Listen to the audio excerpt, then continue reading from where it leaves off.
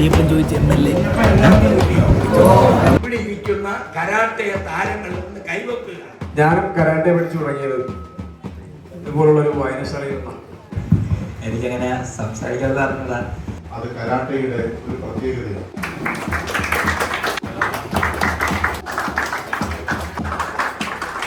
ഈ കായിക താരങ്ങളെ വികസിപ്പിക്കുന്നവർ ഡെവലപ്പ് ചെയ്തെടുക്കുന്നതിന് ഇതൊക്കെ ഉതകുന്നുണ്ടോ എന്ന് ഒരു കായിക രംഗത്ത് പ്രവർത്തിക്കുന്ന, കായിക രംഗത്തോട് അഭിനിവേശമുള്ള ഒരാളെന്ന നിലയിൽ എനിക്ക് അതിൽ വലിയ സംശയം.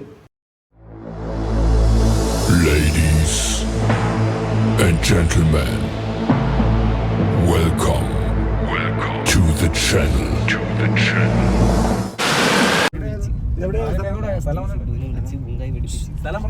അപ്പുറത്തേക്ക് അവിടെ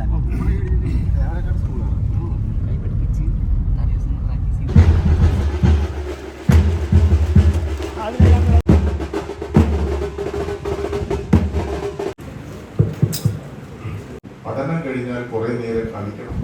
അത് നിങ്ങൾക്ക് ഇഷ്ടമുള്ള കളികൾ തിരഞ്ഞെടുക്കാം. കരാട്ടെ എന്ന് പറയുന്നത് ആരെയും ഉപദ്രവിക്കാനുള്ള അല്ല, മറിച്ച് സെൽഫ് ഡിഫൻസ്, നമുക്ക് സ്വയം രക്ഷയ്ക്ക് വേണ്ടിയിട്ടാണ് കരാട്ടെ പരിശീലിക്കുന്നത്. എത്ര മുൻകോപിയാണെങ്കിലും കരാട്ടെ അഭ്യസിച്ചാൽ ഏറ്റവും നല്ല സ്വഭാവത്തിന് ഉടമയായിട്ട് മാറും. അത് കരാട്ടയുടെ ഒരു പ്രത്യേകതയാണ്. എപ്പോഴും സെൽഫ് ഡിഫൻസ് ആണ്. നമ്മളെ ആരും ആക്രമിക്കാതിരിക്കും, നമ്മൾ അങ്ങോട്ട് പോയി ആരെയും ആക്രമിക്കുകയുമില്ല. അതാണ് അതിൻ്റെ ഒരു പ്രത്യേകത. അപ്പോൾ ആ നിലയിൽ നന്നായിട്ട് കരാട്ടെ പരിശീലിക്കാൻ ആലിമിന് കഴിഞ്ഞു. അത് കാത്തു സൂക്ഷിക്കാൻ ആലിം പരിശ്രമിച്ചു. ദേശീയ ചാമ്പ്യൻഷിപ്പിൽ വെള്ളി മെഡൽ നേടാനും ആലിമിന് സാധിച്ചു. ആലിമിനെ പോലെ ഇപ്പോൾ കരാട്ടെ പഠിക്കുന്ന കൊച്ചുമക്കളിവിടെ എൻ്റെ മുമ്പിലുണ്ട്, പെൺകുട്ടികൾ ഉണ്ട്. അവരെല്ലാം ഭാവിയിൽ നന്നായിട്ട് അവർക്കൊരു പ്രചോദനമായി ആലിമിൻ്റെ ഈ വെള്ളി മെഡൽ മാറട്ടെ എന്ന് ആശിച്ചുകൊണ്ട് ഇങ്ങനെ പരിപാടി സംഘടിപ്പിച്ച NICയെ പ്രത്യേകമായിട്ട് അഭിനന്ദിച്ചുകൊണ്ട് എല്ലാ അനുമോദനങ്ങളും ആദരവും നൽകി ഞാൻ എൻ്റെ വാക്കുകളെ ഉപസംഹരിക്കുന്നു. എല്ലാവർക്കും നന്ദി. ദേശീയ സ്കൂൾ കായികമേളയിലെ കരാട്ടെ മത്സരത്തിൽ സിൽവർ മെഡൽ നേടിയ ആലിമിന് ഇവിടെ ഇപ്പോൾ വളരെ നല്ല ഒരു ആദരവ് നൽകി. അതിന് ഈ ഒരു ഇത്തരത്തിൽ കായിക നേട്ടങ്ങൾ സമ്പാദിക്കുന്ന കായിക താരങ്ങളെ ഇത്തരത്തിൽ അനുമോദിക്കുന്നതിന്, അവർക്ക് പ്രചോദനം നൽകുന്നതിന് മുൻകൈയെടുത്ത ഈ NIC ക്ലബിന്റെ ഭാരവാഹികളെ ഞാൻ ഈ അവസരത്തിൽ അഭിനന്ദിക്കുകയാണ്. ആലിമിനെ കുറിച്ച് പറയുമ്പോൾ 2018 സ്കൂൾ ഗെയിംസ് ആദ്യമായിട്ട് കരാത്തെ ഉൾപ്പെടുത്തിയപ്പോഴാണ് ശ്രീ ആലിമിന്റെ സഹോദരൻ ആക്യൂബാണ് ആദ്യമായിട്ട് ഞങ്ങളുടെ അടുത്ത് പരിശീലനത്തിന് എത്തുന്നത്. അതിനെ തുടർന്നാണ് ആലിമും ഈ കരാട്ടെ പരിശീലിക്കുന്നതിനായിട്ട് എത്തുന്നത്.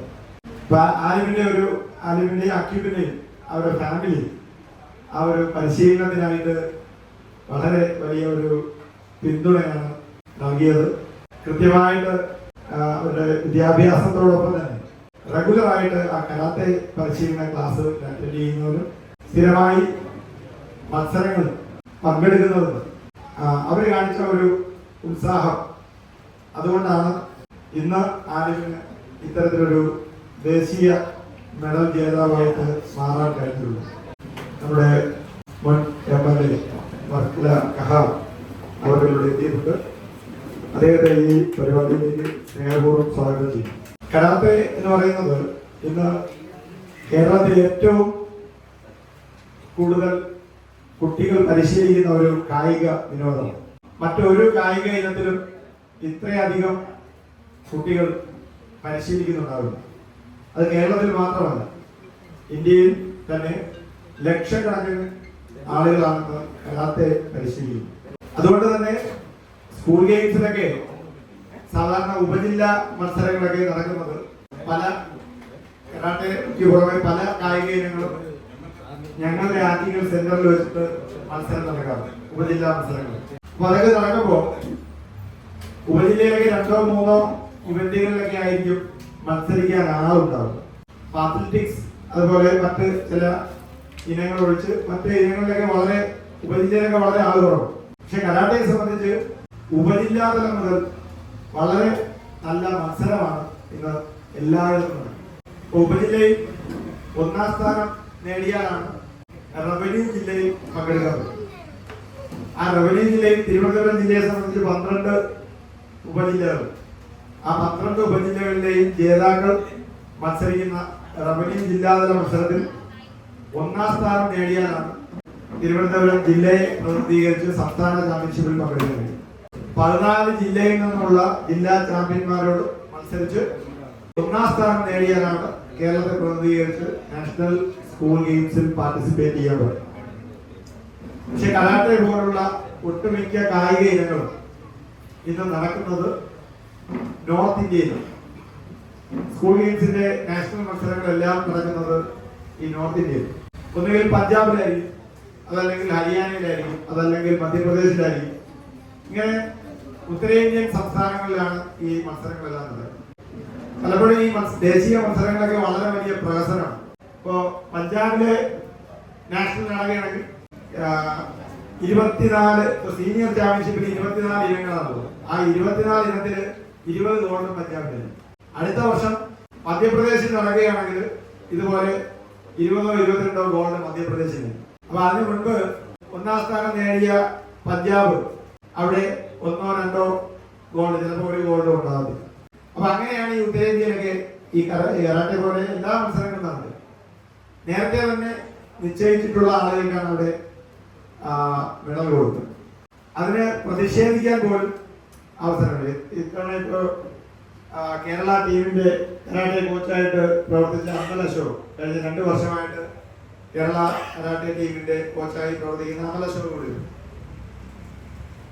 അവിടെ നിന്ന് ഈ ആർക്കും തന്നെ അതിന് മത്സരം നടക്കുന്ന ഹാളിൽ പ്രവേശനം ഉണ്ടാകില്ല. പക്ഷെ അതേസമയം നമ്മുടെ കേരളത്തിലാണ് ഒരു മത്സരം നടക്കുന്നതെങ്കിൽ അതിൽ എന്തെങ്കിലും ഒരു ചെറിയ പിശക് ഉണ്ടെങ്കിൽ, അല്ലെങ്കിൽ അതിൽ എന്തെങ്കിലും തരത്തിലുള്ള ഒരു പക്ഷപാതപരമായ കാര്യം ഉണ്ടെന്ന് അവർക്ക് തോന്നിയാൽ ഉടൻ തന്നെ അത് പ്രൊട്ടസ്റ്റായി, ബഹളമായി, മത്സരം നിർത്തിവെക്കലായി വലിയ വിഷയങ്ങളായി. പക്ഷേ നോർത്ത് ഇന്ത്യയിൽ നടക്കുന്ന മത്സരങ്ങളിൽ ഒരു തരത്തിലുള്ള പ്രൊട്ടസ്റ്റിനും സ്കോപ്പില്ല.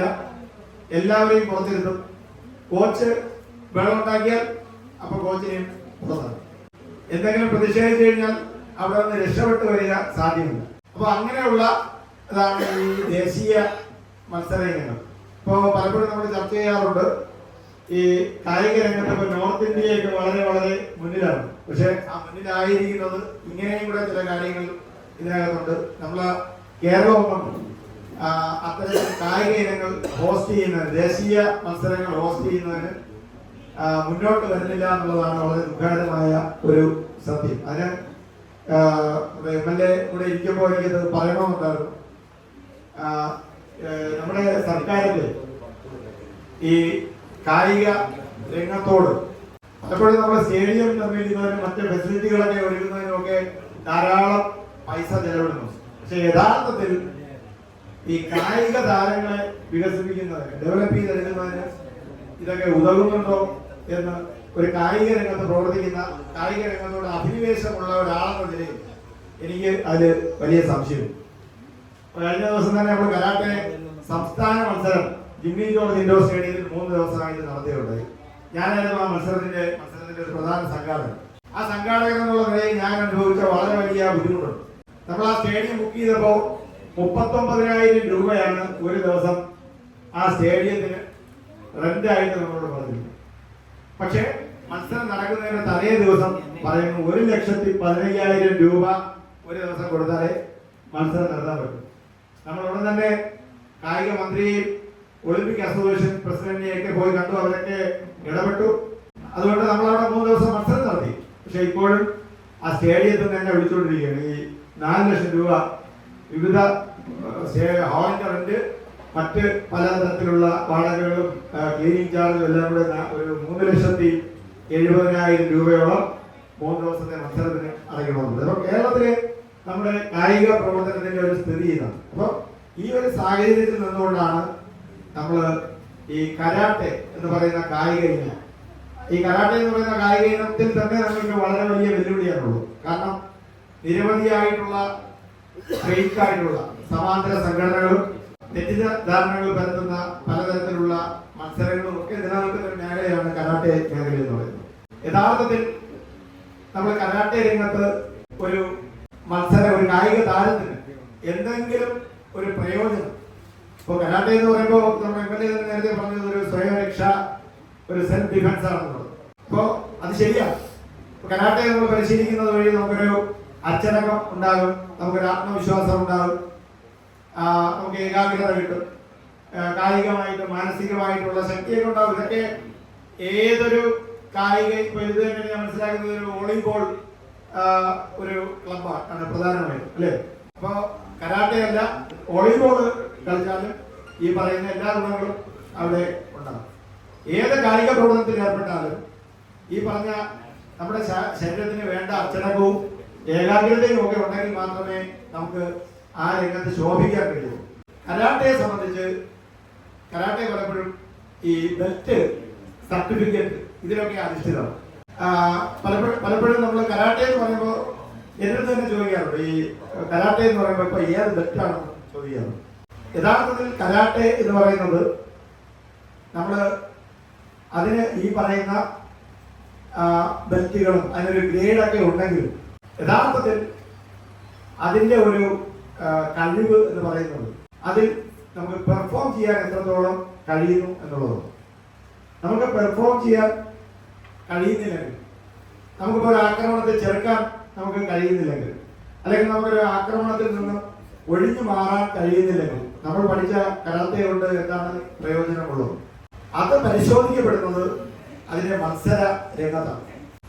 ഈ ഒരു മികച്ച കരാട്ടെ മത്സരാർത്ഥിയായിട്ട് മാറണമെങ്കിൽ അതിന് വളരെയേറെ ശാസ്ത്രീയമായിട്ടുള്ള പരിശീലന സൗകര്യങ്ങൾ ആവശ്യമാണ്.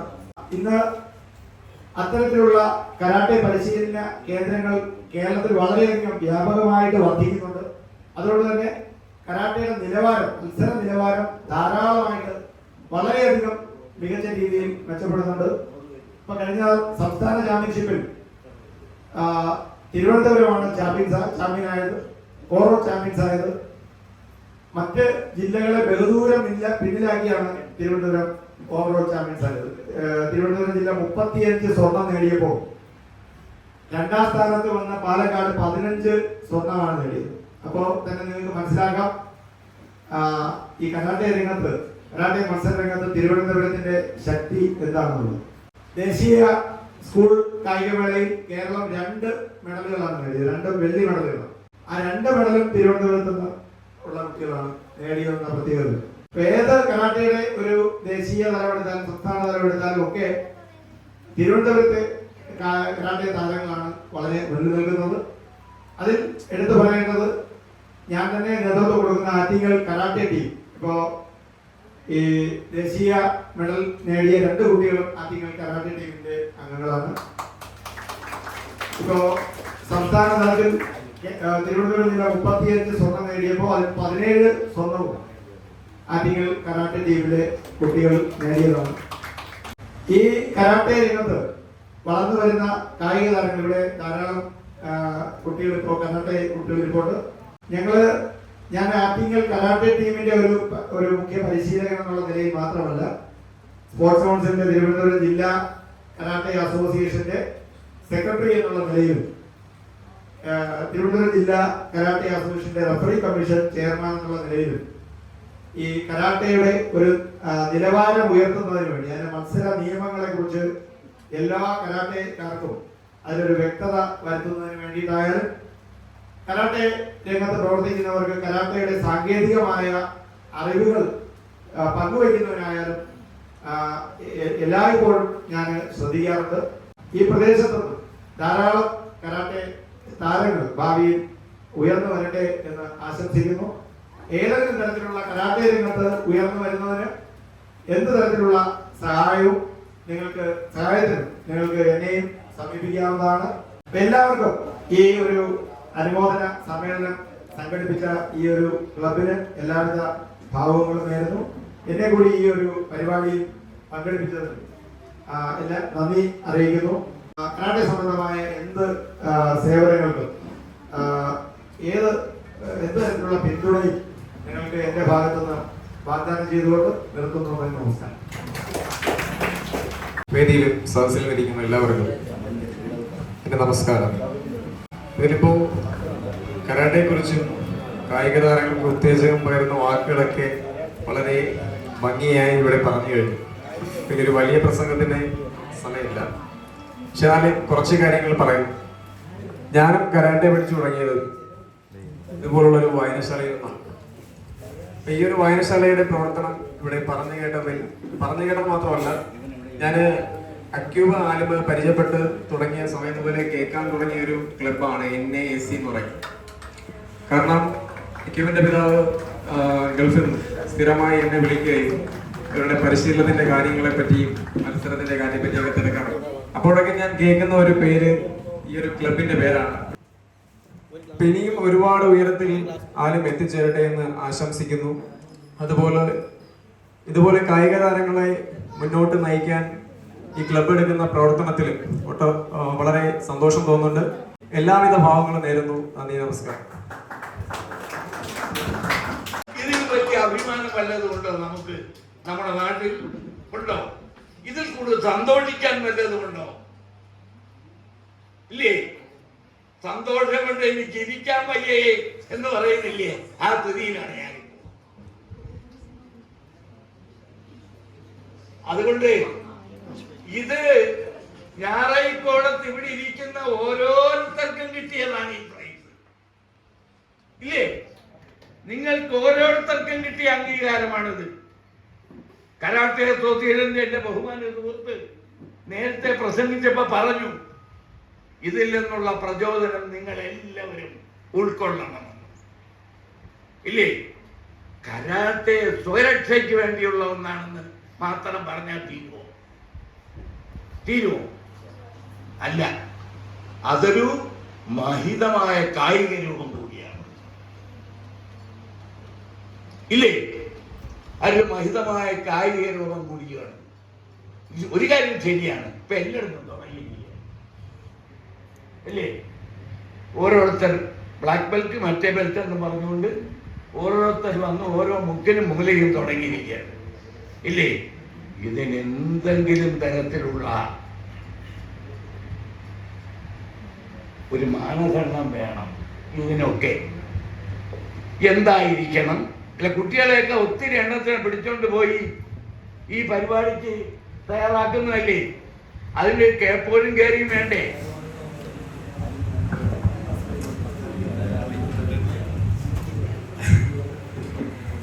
നമസ്കാരം. എനിക്കങ്ങനെ സംസാരിക്കാൻ പറഞ്ഞതാ. എന്നെ